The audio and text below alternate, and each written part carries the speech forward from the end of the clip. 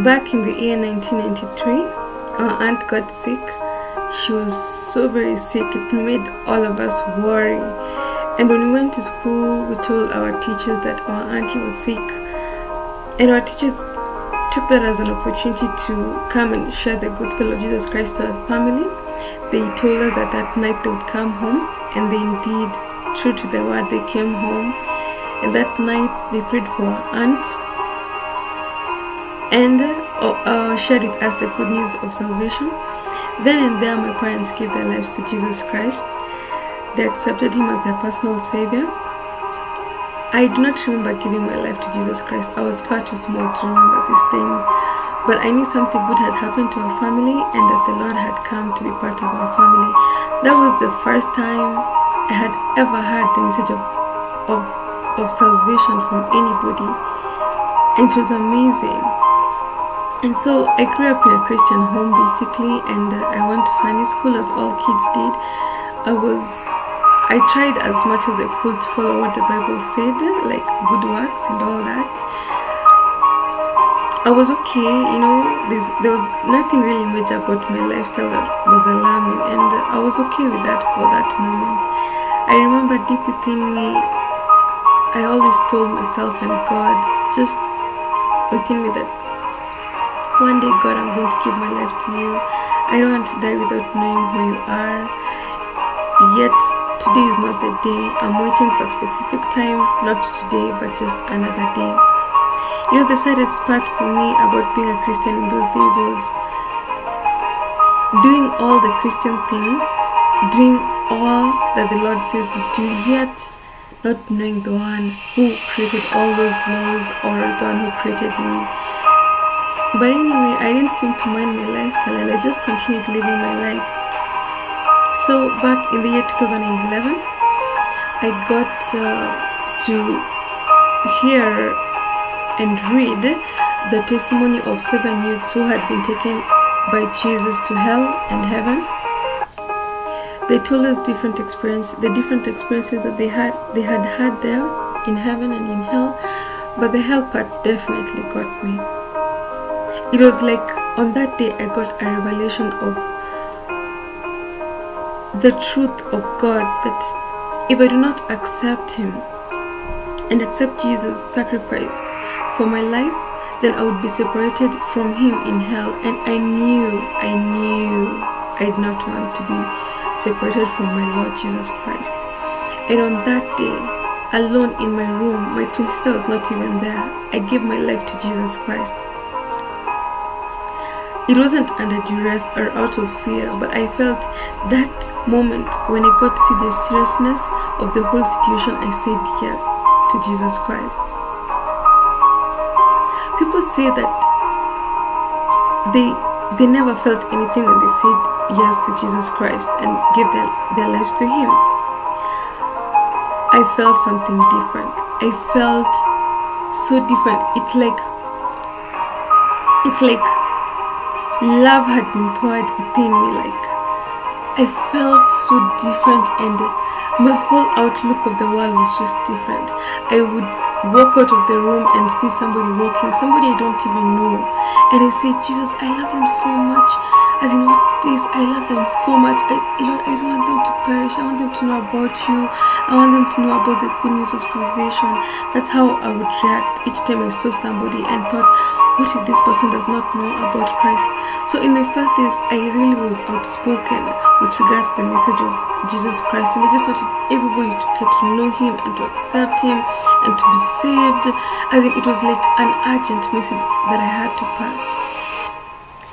Unfortunately, however, I did not have a good foundation when I gave my life to Jesus Christ. So it's like, when I gave my life to him, I just gave him my life, and I paused at that. You get?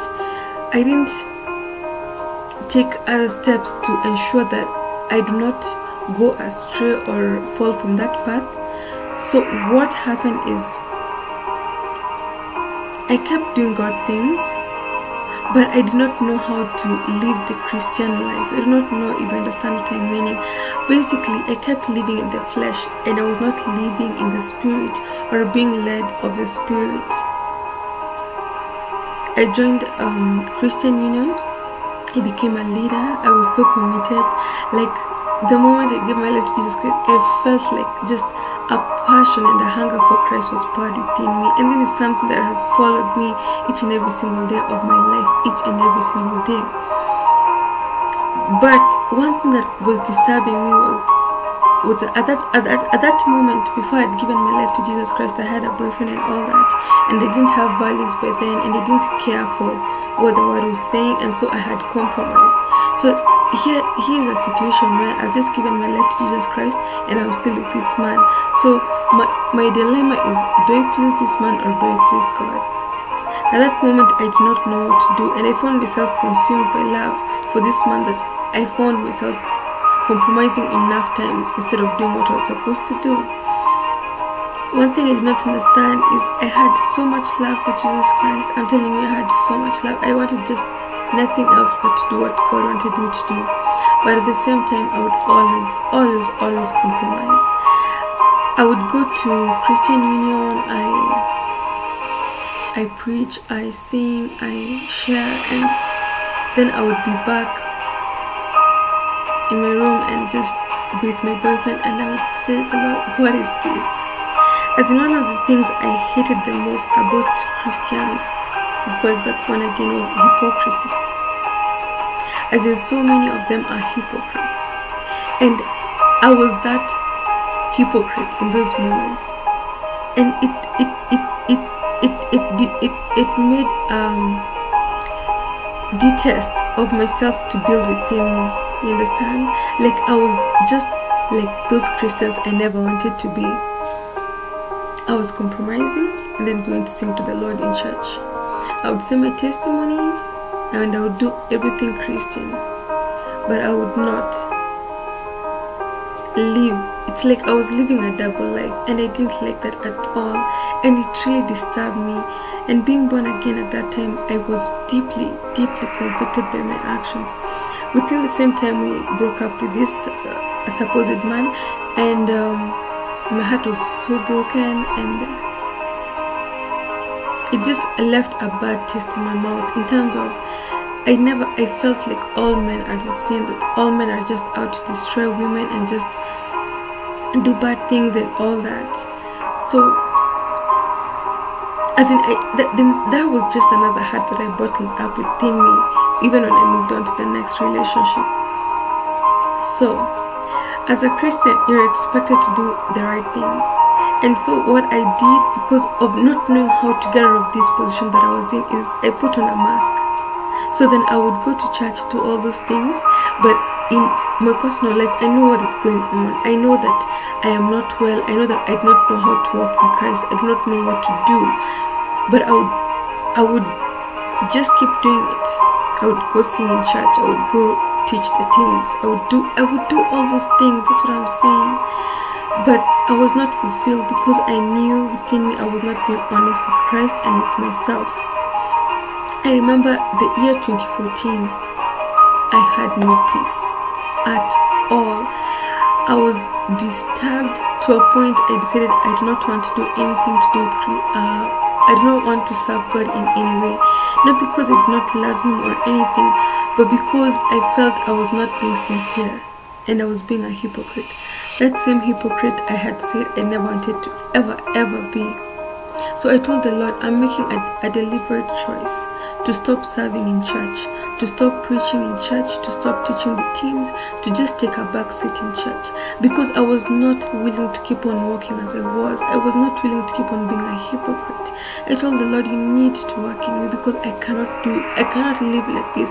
And I remember giving the Lord conditions, and I said, it's either I actually walk the walk of salvation upright without compromise, or I backslide, because God, I'm tired of being double-minded in this whole situation and double-lived. So I took my journey in 2014. I said goodbye to the service of Christ and I stopped doing anything. And it was I just began a journey of between myself and God. As in, one of the things that I did was just tell God to help me and help me get rid of the relationship that I'm in terms of I was living in a life of compromise, and I knew that that's what the Lord wanted for my life. Secondly, as in, I did not know how to walk the walk of salvation. And the first thing that I got to learn was this walk of salvation is not about your strength. It's about the Holy Spirit who allows and enables you to walk the walk of salvation. Secondly, being born again does not mean you're not going to compromise or sin. You're going to do it a million times. But the thing is, you need to walk with the Spirit, and that each time you fall, you need to rise up again and keep walking. We are still being made, and the Lord is still working in us and doing a lot of restructuring and surgery within us. He's going to do so up until the day He comes. So there's no way I'm going to be perfect in the work of salvation. Then thirdly, I need to be founded and based in a good fellowship, in a good church with good mentors who are going to walk with me and be my accountability partners. So this is what I did to go back on track with the Lord. And in the year 2014 and 2015, the Lord was just busy working in me. And the first thing, one of the things that He did for me is do a whole restructure of my thinking about men and relationships, because the Lord knew I was not ready for marriage. I was not ready to deal with that, and He just like pulled me out of the world in 2015. It was just like me and him confronting me and me, as in each and every brokenness and broken piece that I had within every wound. He started dealing with it. By the time the year was coming to an end, I had like lost most of my friends. I had lost my boyfriend, and I just found myself alone, just with God and myself, a place I never wanted to be. I said I had to confront who I was, and the Lord confronted that. And the Lord is faithful, because today, as I speak to you here today, I never knew how I'm going to say this testimony. I never knew how I'm going to share my story, but through the Lord's faithfulness, I can sit here today and say the Lord has worked in me, He's working in me, and He's not yet done with me. I feel much better as a Christian, and remembering that I had taken a sabbatical leave from service of God in 2014-2015, and this year I feel like I'm ready to go back to doing all that, but being led of God. Thank you to each and every person who's watched my video. I pray that it's going to help you in your walk of salvation, that it's going to inspire you and to let you know that the Lord is faithful. The moment you say yes to Him, it does not matter how badly off you are, how many times you fall. The moment you say yes to the Lord is going to pursue you until He gets you for Himself. It's not something you can do for yourself. Only the Lord can do it. Only the Lord can do it. It's by the strength of the Lord that you're going to be able to walk in this Christian walk. So I pray for you that you're going to be well. I pray that you're not going to give up hope.